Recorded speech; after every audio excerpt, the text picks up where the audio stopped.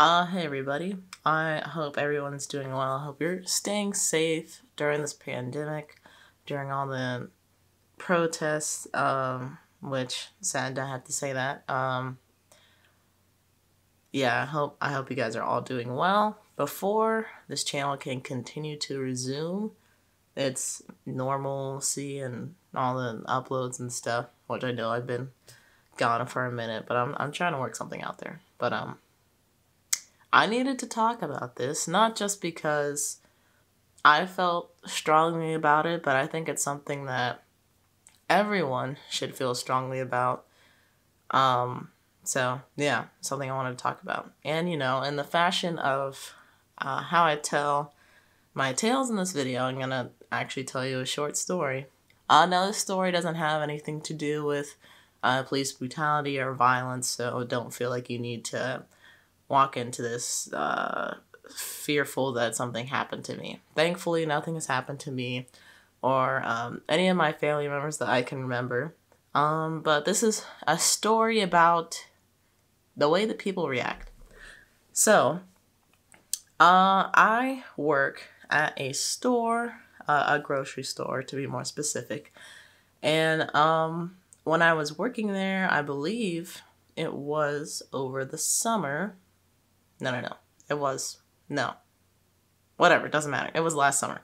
I came into work and people were rushing around panicking as if something was going on. So I asked my manager at the time, I'm like, hey, what's going on? Why are people like being frantic right now?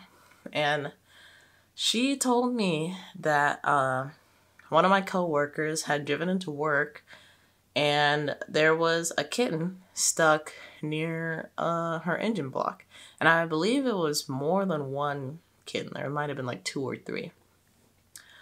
Now, she didn't know this, so she came into work, business as usual, whatever. But people who were coming into the store heard these kittens in her car and had come into the store, told us about it, and then proceeded to try to contact our local authorities and the fire department so that they could take apart this car to get these kittens out of the car.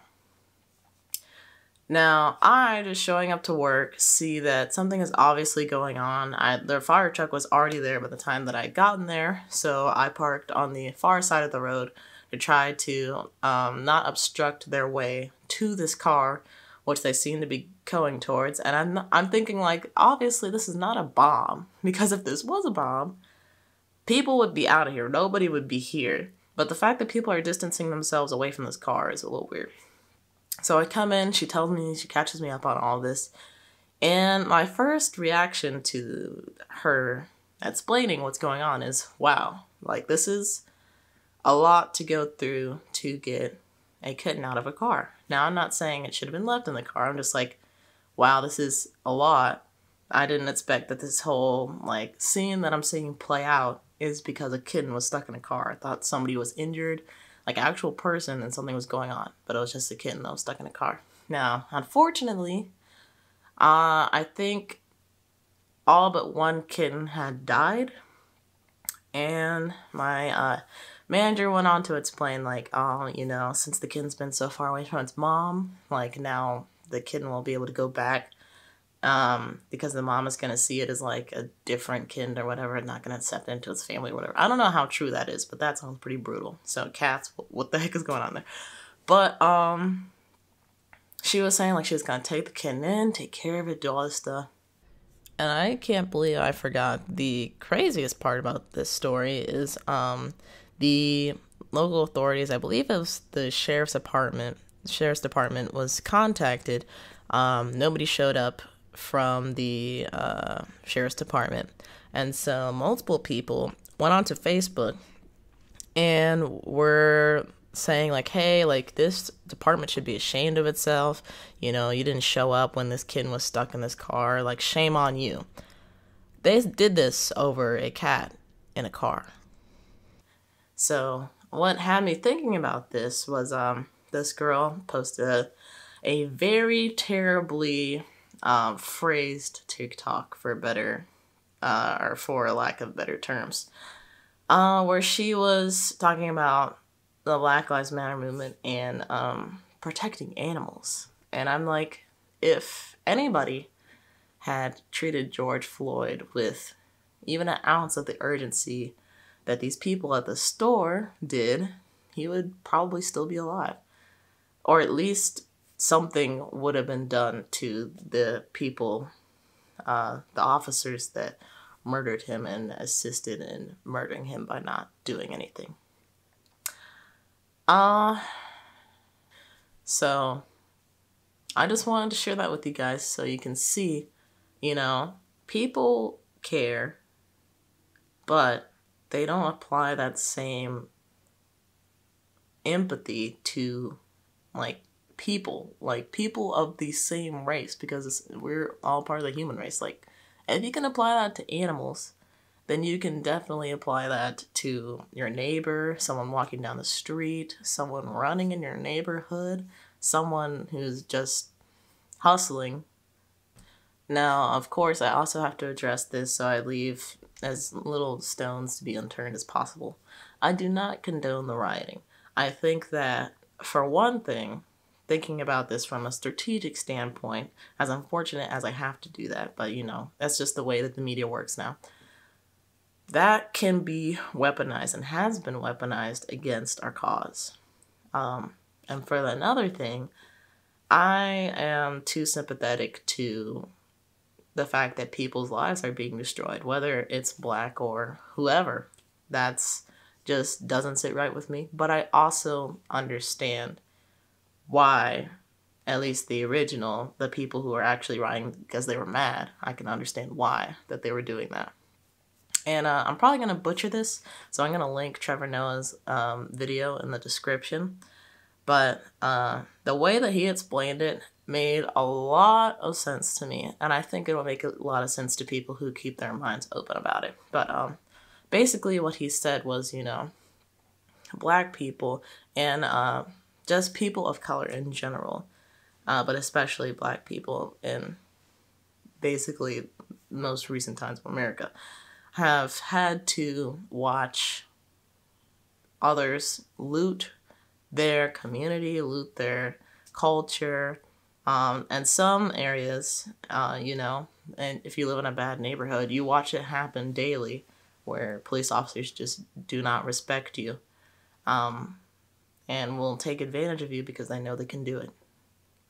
So when people go out and loot all these businesses, which for the most case, from what I've seen, people are saying they're trying to loot like all these big businesses, that's their way of taking things back, like peaceful. They feel that peaceful protesting hasn't worked, which I can't really say that it has, because we haven't really seen any change, because we have continually had to protest against these things. But that's their way of kind of speaking out against it, like the only way they felt the only way to get people to listen was to mess with somebody's money, which in America, that is very effective. That being said, I still think that the peaceful protesting that is being done is going to ultimately further our cause. But unfortunately, even now, like at the time of me posting this video, I believe today is the 5th of June, peaceful protesters that are not threatening the police in any way, shape, or form, are being attacked and not able to use their First Amendment right, if you want to talk about rights. They're not being able to use their First Amendment right. Some of the press is not being able to do their job, which is also a violation of the First Amendment. So it is a troubling time for this country, and that's why, I was kind of, not gonna lie, I'm not gonna say depressed, but definitely not feeling happy about where we were. It's something that but until something like this happens and you see all the violence and everything just kind of unfold all at once, it doesn't really impact me as heavily. Now, there has been a lot of good to come of this. A lot of people have been able to come together and, you know, stand against this issue of all different types of ethnicities and cultures, which I'm so thankful for, because we definitely need as much support as we can get from all of you. And yeah, this is not just an issue for us, it's an issue for everybody. And that, in all over the world, we have seen protests, which has been baffling to me, just the amount of support that we've been getting. And I'm also very grateful for that. The next step in supporting this cause would be, you know, as people have been saying, to donate to these different funds to help people who have been wrongfully jailed get bail, and to donate to, I believe George Floyd's family has been able to raise enough funds to conduct his funeral and take care of their family and such. And I think there have also been other people who have willingly just said, I will pay for everything flat out.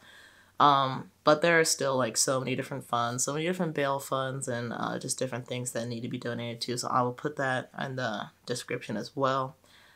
And if you can't donate, there's also petitions. As I was saying, one of the most important freedoms that we have, especially right now, is to go out and vote. Go do your research before you go vote. Make sure you know who you're voting for, what they're standing for, what they're promising. And then if you think that person is going to be able to accomplish those goals, vote them in. Vote them into office. But we also have to make sure that they are held accountable for accomplishing those goals. And if they don't accomplish all they say they're going to accomplish, and you don't feel that their performance was satisfactory, vote in somebody who you think can do the job. That is the most important thing that we can do right now, other than protest and share our voice. So I'm sure you can probably hear my dad crunching on chips right now. I apologize. But yeah, I just wanted to get on here and share this with all of you on both my channels, since I'll probably just be uploading this on both. Just to kind of give you some perspective. Yeah, if you're going out there protesting, be safe, make sure you know your rights. Yeah, I can't say anything more than that, you know. And if you don't feel comfortable really discussing this on social media, that's fine. You don't have to like push yourself into doing something uncomfortable. Although this is something worth getting over, I guess, your uncomfortability to share. But even if you feel like, hey, like I don't want to offend anybody by posting about something that is not directly related to my skin color or my culture or whatever, you can sign the petitions and donate, but you can also just talk to your friends, talk to your Black friends, people of color, and make sure they're okay, because they definitely will appreciate it. That, at the very least, is something that you can do, because they are your friend, right?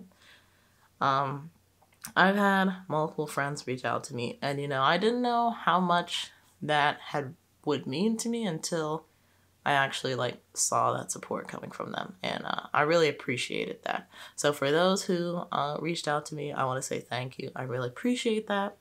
I love you guys, and yeah, just keep being good people. We need more good people like you.